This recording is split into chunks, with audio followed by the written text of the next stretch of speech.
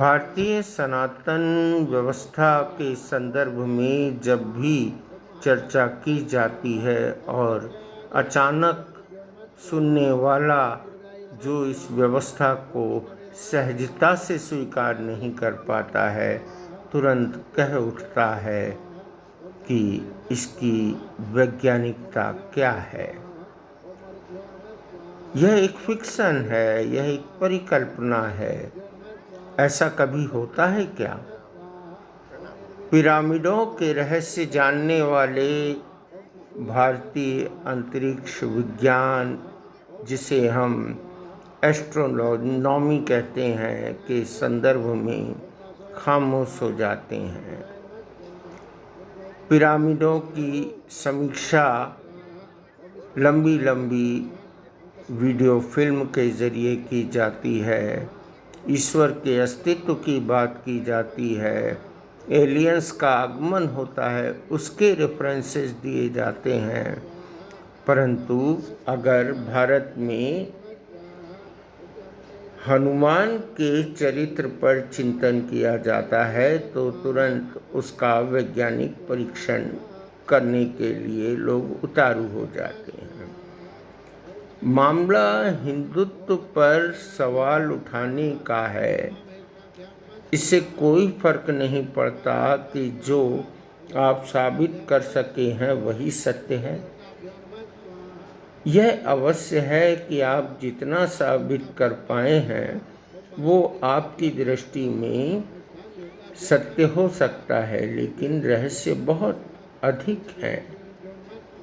उदाहरण के तौर पर लीजिए कि सुबह सुबह सूर्य नमस्कार करना कितना महत्वपूर्ण है। कोई भी व्यक्ति अगर सूर्य नमस्कार करता है, सूर्य को अर्घ्य देता है, तो इसका अर्थ यह नहीं है कि वो सूर्य की गर्मी को शांत करना चाहता है, बल्कि यह कि प्रातः निकलने वाली सूर्य की ऊर्जा उस तक पानी से छन छन कर आए और उसमें जो भी तत्व हैं वो हमारे शरीर को ऊर्जा से युक्त कर दें। यह एक वैज्ञानिक क्रिया है। योग के संदर्भ में भी लोगों ने यह भ्रम फैलाया कि यह हिंदुत्व का प्रतीक है या हिंदुत्व है। वास्तव में यह कुल मिलाकर वैज्ञानिक प्रक्रिया है और वैज्ञानिक प्रक्रियाओं को रोकने का औचित्य नहीं है, ना ही वैज्ञानिक प्रक्रियाएं रुक पाएंगी। योग को विश्व ने सम्मति दी और स्वीकार भी लिया। ध्वनि को लेकर हम बहुत ज़्यादा गंभीर नहीं होते। जब हम चिंतन करते हैं तो यह पाते हैं कि किसी चीज़ के गिर जाने से ध्वनि उत्पन्न हुई, किसी चीज़ के रगड़ने से ध्वनि उत्पन्न हुई, घड़ी चल रही है, टिक टिक आवाज़ आ रही है, यह यांत्रिक ध्वनि उत्पादन है।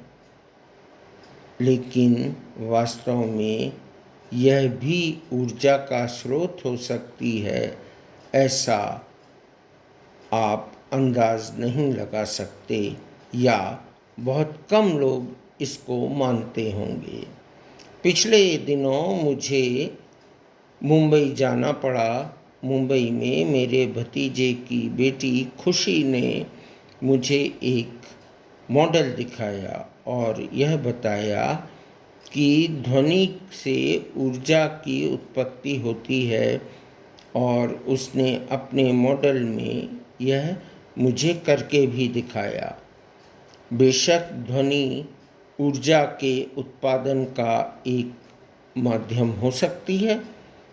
पहले मुझे विश्वास न था, आपकी तरह और लोगों की तरह, लेकिन अब मैं दावे के साथ खुशी के इस प्रयोग के प्रति पॉजिटिव विचार रखता हूँ।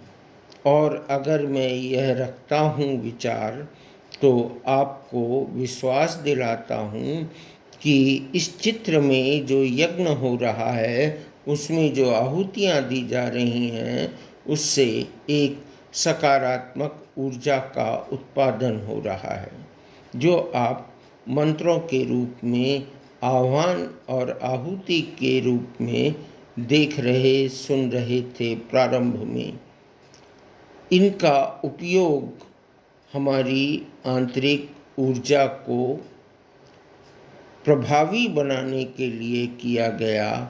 यह क्या धार्मिक तत्व होने के साथ साथ वैज्ञानिक तथ्य नहीं है? यदि नहीं है तो ओम शब्द के उच्चारण का महत्व क्या है?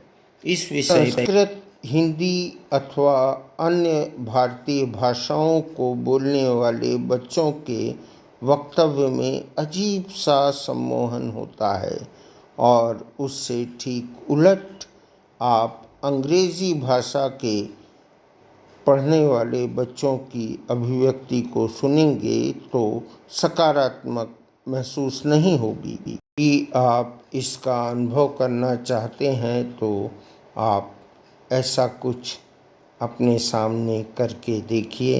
ये वीडियो आपको कैसा लगा, ये पॉडकास्ट कैसा लगा, कृपया अपने विचार ज़रूर व्यक्त करें और शेयर लाइक करना ना भूलें। नमस्कार।